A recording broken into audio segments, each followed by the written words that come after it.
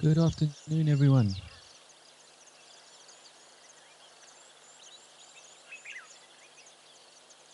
I hope you can all hear me today. We've had some trouble the last few days, as many of you know.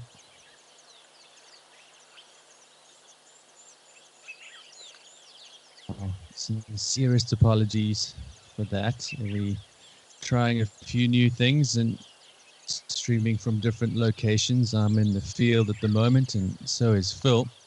I'm fortunate enough to still have some internet connection.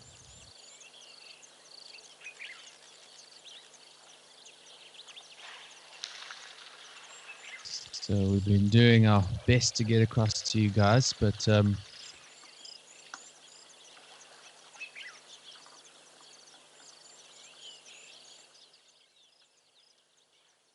hope you can hear us. We'll be working on it and making sure that things stay smooth, but hopefully we are up and running. But it's great to be with you. As you know, my name is Russel Gerber, and with you for the next half an hour or so, we'll be going through some of our highlight videos. And of course, we'll go through your questions. If anything is on your mind, or if there's something you'd like to ask about, please feel free to send those questions in. Remember, you have to register on the website. Just below the picture box for the show, you'll see a little question box. If you'd like to ask questions, please make sure you register. So thank you so much, everybody.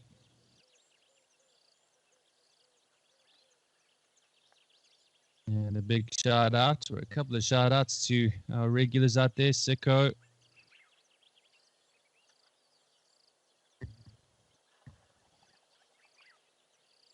We got Matthias, we got Stephanie, and we got Suki,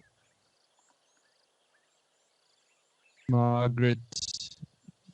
Yeah, it's lovely to have you guys back. And once again, apologies for the last few days.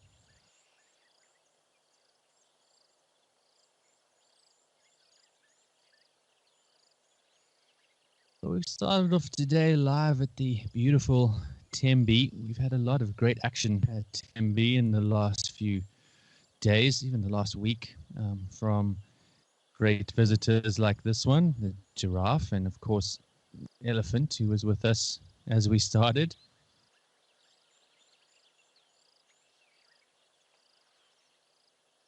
He seems to have moved off now, but as I mentioned, we'll be going through some highlights for you folks so that you can see some of the cool stuff that has been around. I know many of you have been watching vehemently over the weekend, and we've been getting some great lion activity also for the last few days here at Tembe in the early evening.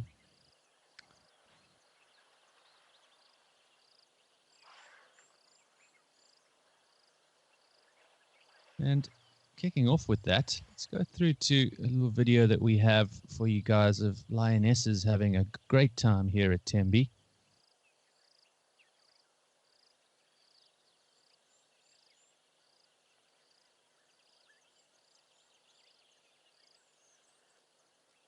As I mentioned, we've been seeing the pride here pretty much every afternoon.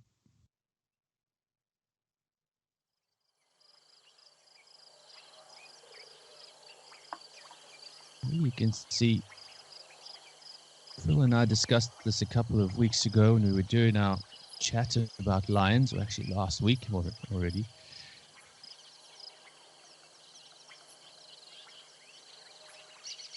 As you notice in this video, the lions just absolutely love physical touch between various members of the pride, not just between direct family members, but from all members of the pride.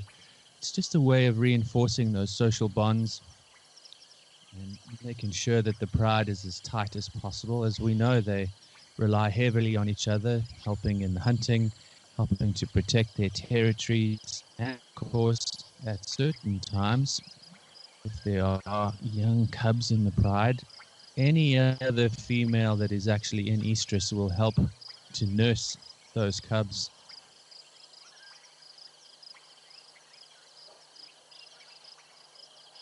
Just take a little bit of the responsibility off mom.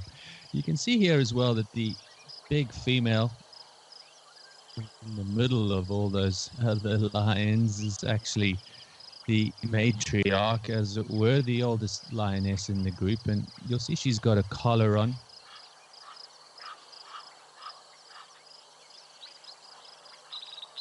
And the main reason for that is simply to keep track of her. It's not a way that they find the animals. If you ever have been out on safari, it is generally for research purposes. And because she is the oldest member of the pride and generally the leader of the hunting pack, they will keep the collar on that particular individual while they're doing research programs and things on her.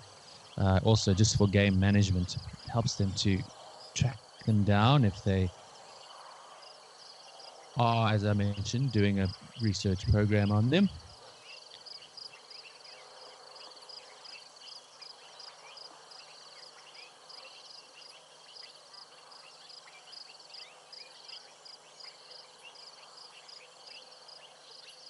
As you can see, they really are having a great old time, simply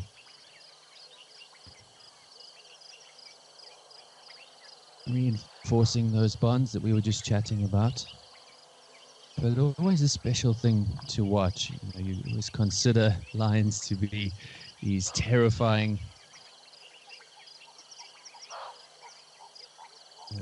kings and queens of the jungle, and so dominant and powerful.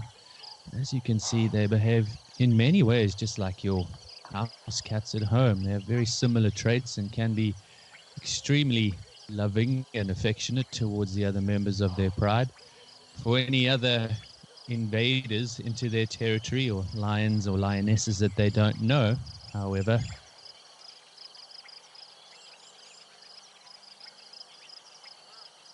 well, they can react in a very aggressive way and will fight vehemently to protect those territories from any potential invaders.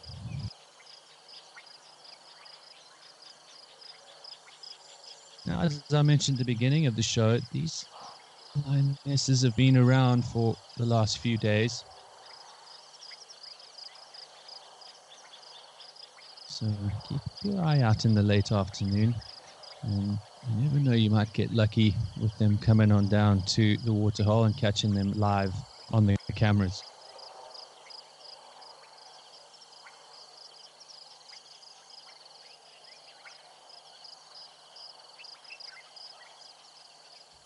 So just a really cool clip that I wanted to show you guys. We can go back live now to Tembe.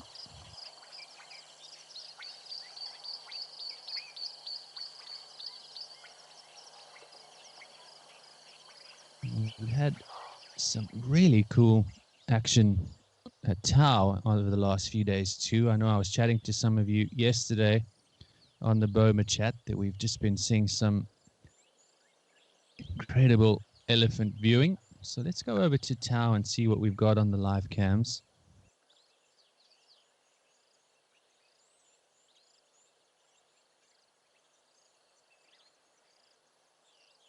Don't forget, folks, to keep those questions coming in. I'd love to answer some of your questions today.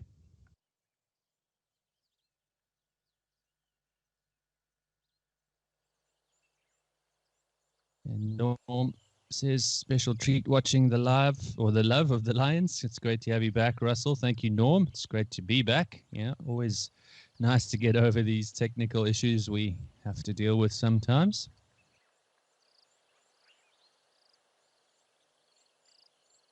Here we are live at Tau with another beautiful herd of elephants. Looks like we've got a nice big male in the front of our picture here, or the closest to us. It looks like a breeding herd behind him.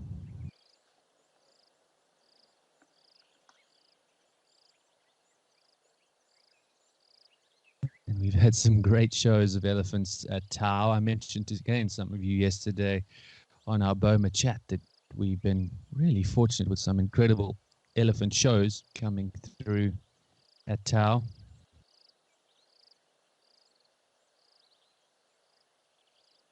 Just been getting them in such big numbers, all coming back now that things are starting to dry up at Tau. For those of you who were with us a few months ago when we were in the middle of our rainy season, you would remember how green everything was at Tau. You can see already with all the grazes that we've had around near the waterhole, things are starting to get a little more sparse. That grass cover starting to disappear.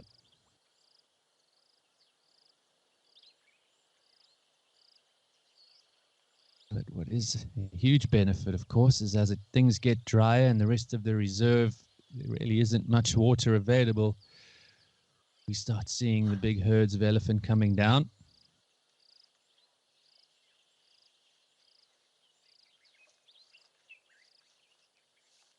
And we've got a question from PM Deervolt.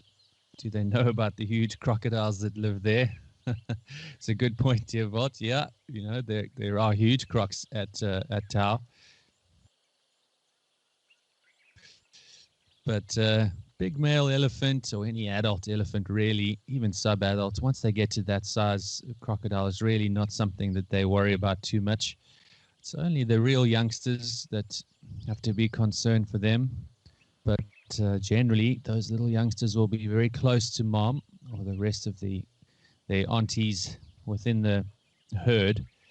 And if a crocodile did try his luck, well, it generally ends in tears for the crocodile, big giant crocodile tears.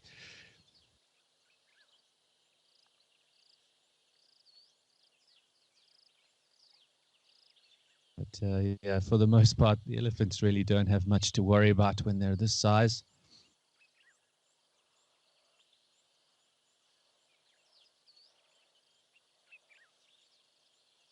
We've got a question from Susie too.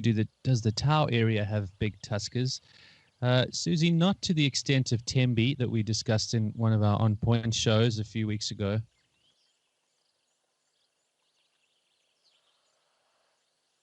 In this area, they tend to have more regular sized tusks, and unfortunately, with many decades of hunting safaris in the late 1800s, early 1900s in this part of Africa, in many cases, those big tuskers and their genes were really removed from the gene pool. So you don't see the same kind of huge tusks that you do see in Tembe, where a few of those large tusked individuals and therefore their genes were protected for many years now. So unfortunately not, we don't see them, but as you'll notice, they are still pretty much for the most part all decently sized tusks. In certain parts of southern Africa, I think we mentioned to you folks that there actually are many elephants that are born with no tusks, which is very much a genetic anomaly, but something that is more common these days.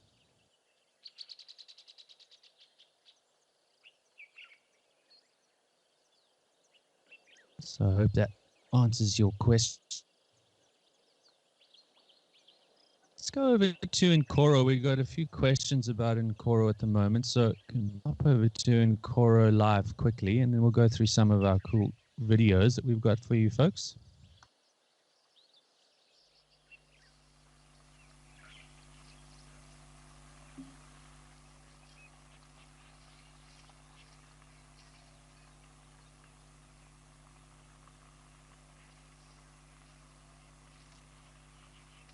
And the questions that are coming through are, of course, mostly about the smoke off in the distance that you can see.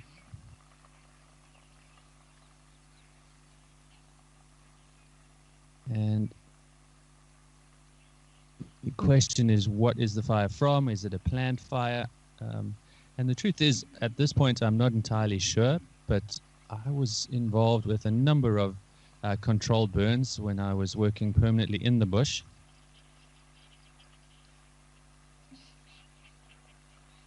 And those controlled burns are really to create fire breaks in between certain parts of the reserve, usually along the edge of the roads where we would actually take our game drive vehicles out on drive. And that just helps us to protect the reserve from the potential of wildfires as we get into the dry season. So we're heading into that dry season now. Things get a little cooler in terms of the temperature, but the grass starts to dry out. We see less and less rain, and therefore the risk of fire gets higher and higher.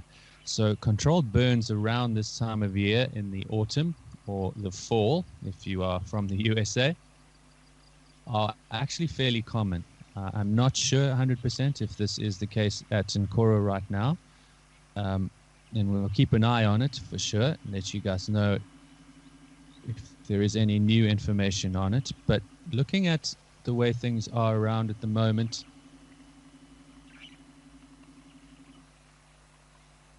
the color of the smoke, it suggests that there is that the fire is being fought. With the darker color smoke tends to be the fire burning out of control. When you start to see the white smoke from the fire, often that is an indication that they actually are putting water on the fire and putting it out. But at this stage, I'm not 100% sure that that's what is happening, but it's not unlikely that they would be doing controlled burns this time of year. But we'll keep you informed and let you know if there's any more info we get on that. But thank you for the questions, everyone.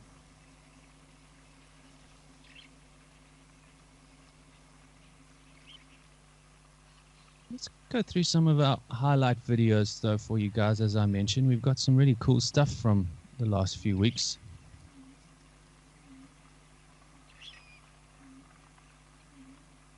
As we take a little look around it in Nkoro, in case there is anything around.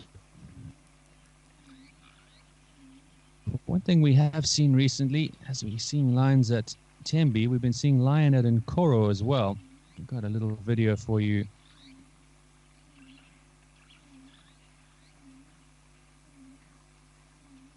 I'd love you to listen to.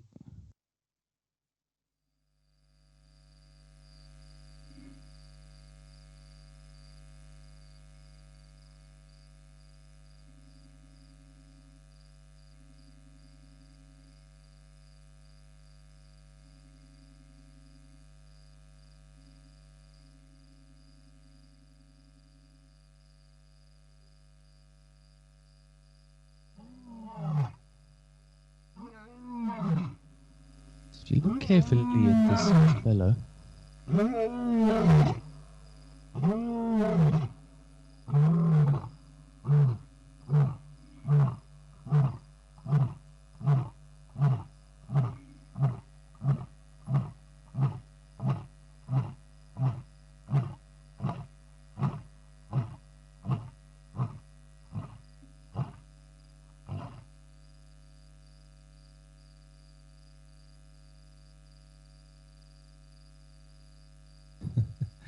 easily one of my favorite sounds in the bush.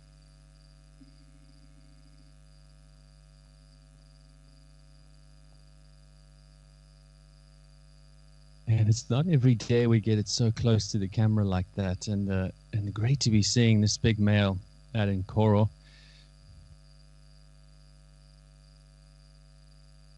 As we discussed on the show last week, those calls are really just to affirm that he is the major power in the area. This is his territory, and it will be to alert any other males thinking of coming across to the side, and of course letting the pride of females know where he is.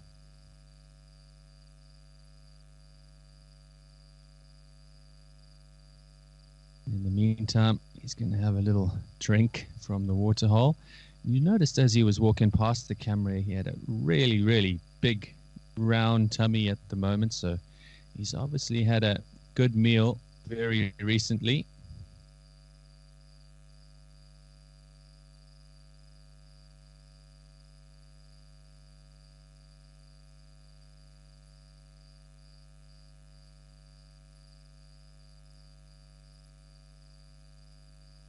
We'll just stay with him for a few more moments, but always nice to watch the lions. Remember, these cameras, there is no light on the waterhole.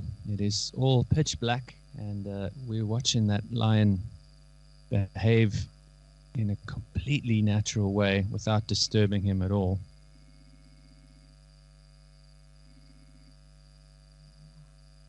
You can see his big tummy.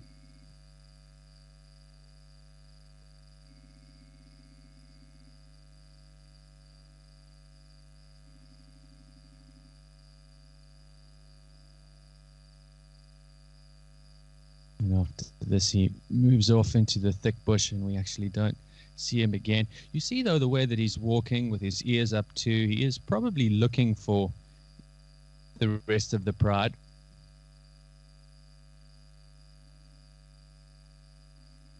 He is very alert. You can see also he's got a slight limp, probably from a recent fight or perhaps injured in the hunt.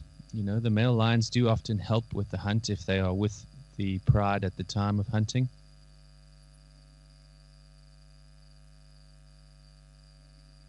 Yeah, Stephanie asks, is that limpy lion that I've been hearing about? And I suspect so, Stephanie. This is, when I watched the video, watching the way he walks, he's got a pronounced limp, as you can see. So, as I say, that injury could be from a previous fight, could be from a hunt.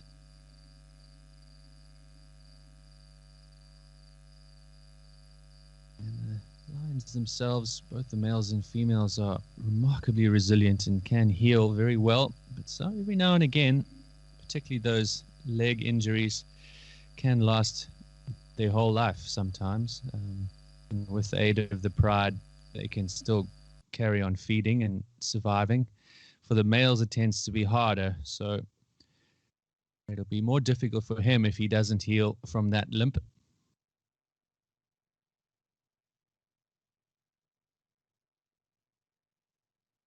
In order to protect his territory, he has to be in perfect condition. But let's head back live now.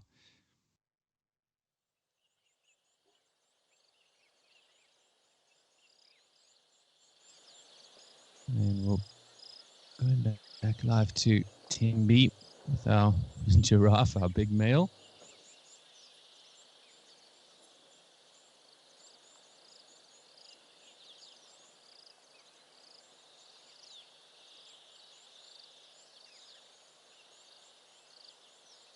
Looks like he's contemplating having a drink of water.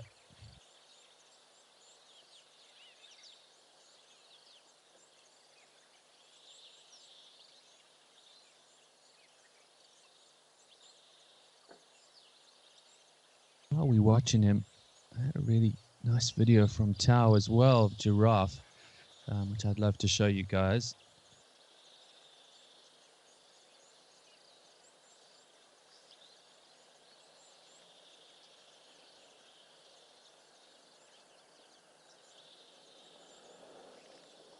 As I mentioned, we haven't been seeing a lot of giraffe around at Tao, but starting to make their way back now as things dry out.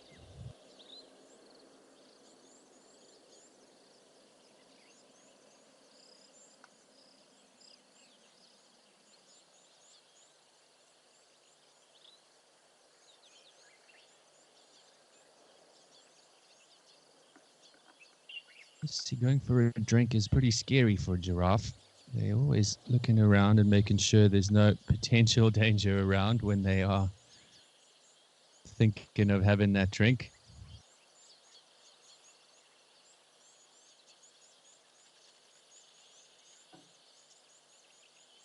Let's see if we can bring up that video now. Max, whenever you're ready, you can pop that up for us. We've got a question from Philippe. Is there a difference between male and female horns?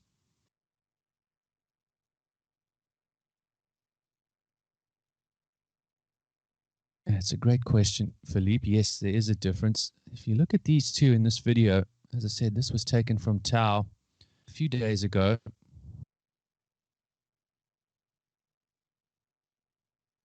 So two relatively young males approaching maturity for sure.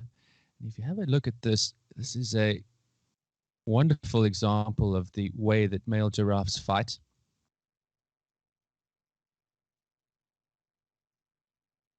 You can see they stand opposite each other and swing their necks into the other, using those horns to thump into the side of their opponent. And that's one of the ways that we can differentiate between the males and females, Philippe. If you look carefully at the horns at the top, they're almost bald on the top, and they're quite a lot thicker than the females. Now, as I mentioned, this is two males here fighting.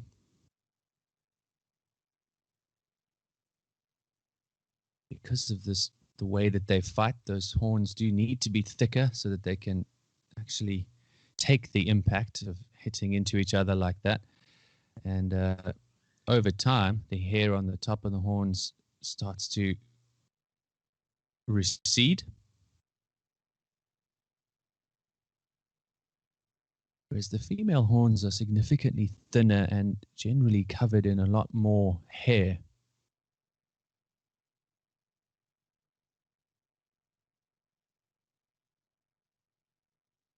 Now, as I mentioned, these look like two relatively young males. I say that because the fight does seem fairly serious. Two truly sexually mature and dominant males, if they are evenly matched in size, fighting can be really, really significant. And in many times, or in many instances, they can actually hit their opponent right off their feet. Even been known to break the ribs of the opponent from time to time, and even been known to break the leg of the opponent if they hit them in the right place.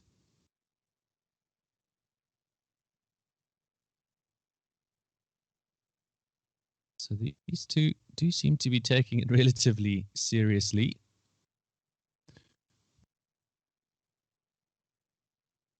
As they get older, I suspect these fights will get more and more significant. But I just thought this was a lovely scene. We have so much going on here with the two giraffes merely fighting away. The elephant watch on, and you can actually see young elephants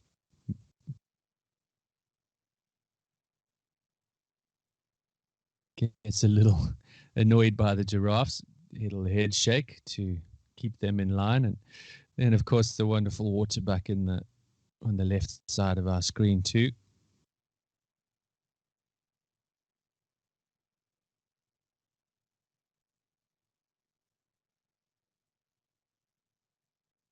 But a really great sighting, and one of the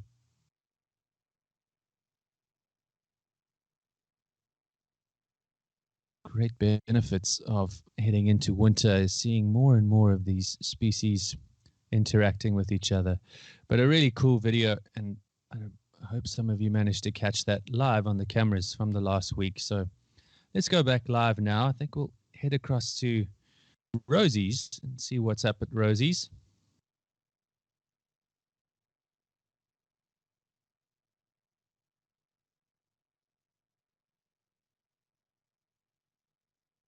Thanks for the questions today, everybody. It's been wonderful being back with you all.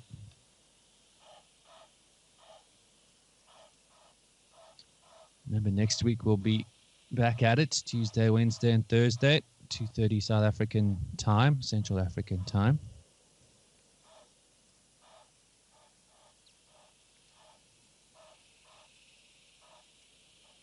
We'll have the Rangers shows and doing an on-point show next week, which will be on the leopards of Africam.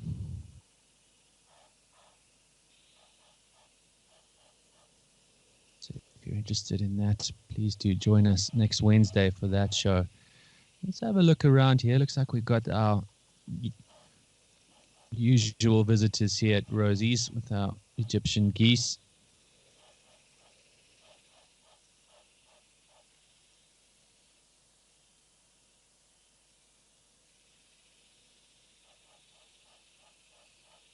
Also got some nice video from Rosie's that I'd like to show you before we head out today.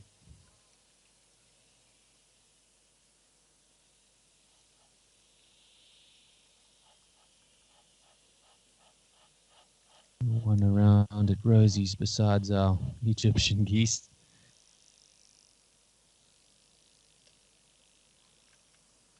You can see things starting to dry out at Rosie's too at the moment.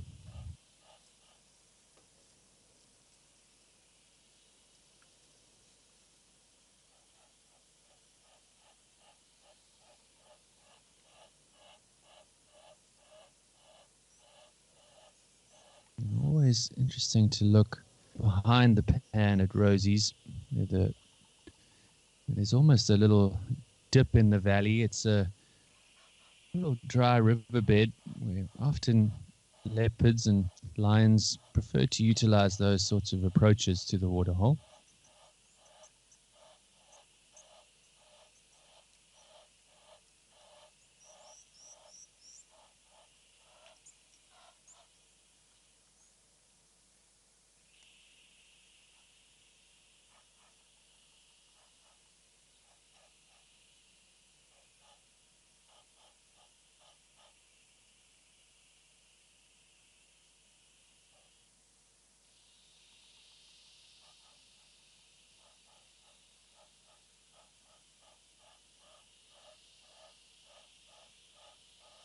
Doesn't look like we got any visitors hiding out there today.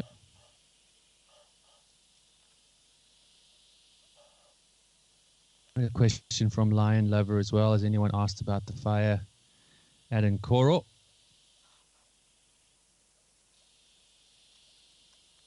Yeah, Lion Lover, we had a little chat about it earlier. It's likely to be controlled burns. I'm not 100% sure, but it seems the consensus from the team and our regular viewers is that's what's going on there. If you have a look, it looks like the fire is pretty much under control.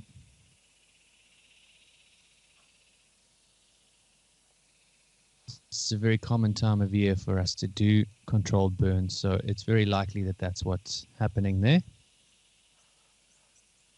But I want to show you one more video, as I mentioned, before we head out. We've got a really cool little clip.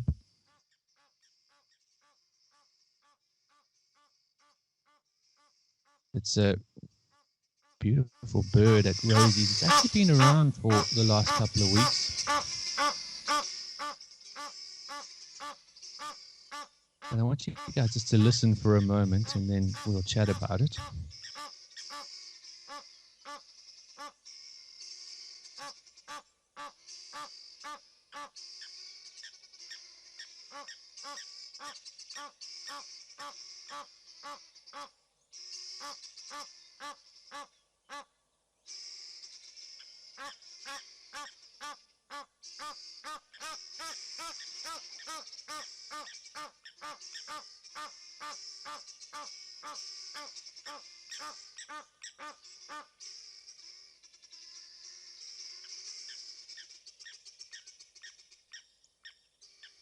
So I'll give you guys a few minutes if you can tell me what bird species that actually was.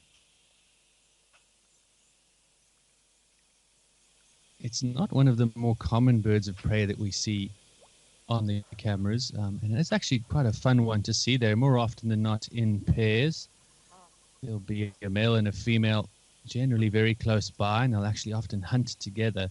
What I loved about that video too is that you can hear the Egyptian geese and the helmeted guinea fowl all alarm calling like crazy.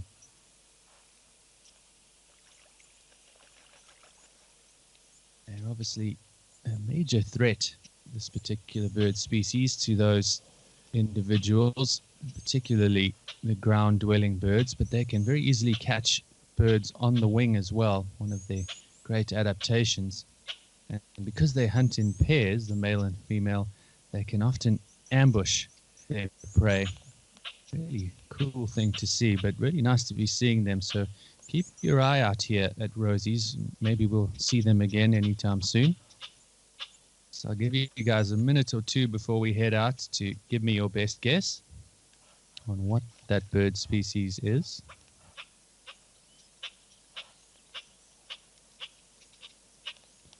In the meantime, we'll quickly cross over to Cat Eye. We haven't been over there today.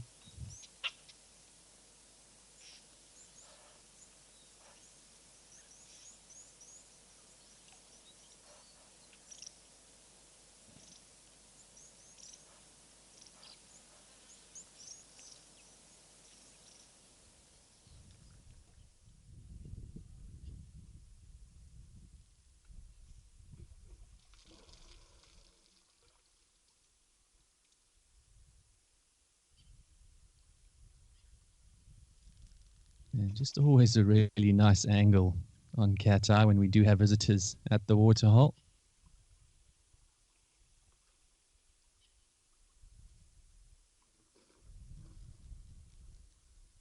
This, of course, beautiful Ellie Bull here at the Cat Eye watering hole, catching a early sundowner.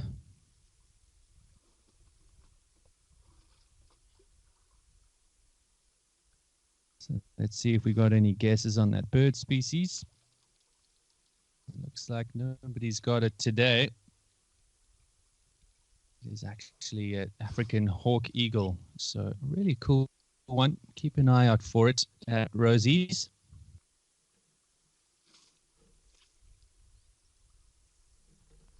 They're fairly territorial, so there's every chance we'll see them again in the near future.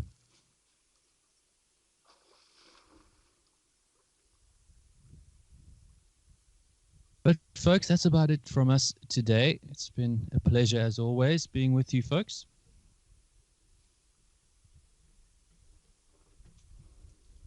We'll be back next week, and I'll be back in Cape Town. Phil will still be away, but we'll be heading on and forward without him. We've got the Rangers show on Tuesday. We'll do the On Point show with the Leopards on Wednesday, and then another Rangers show on Thursday.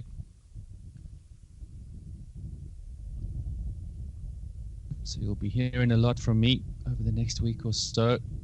So I look forward to that. Once again, thank you as always for joining us.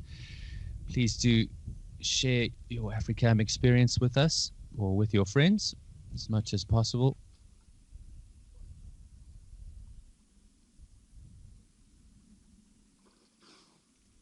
And we'll hope to see you all again soon. Thank you as always. Cheers for now.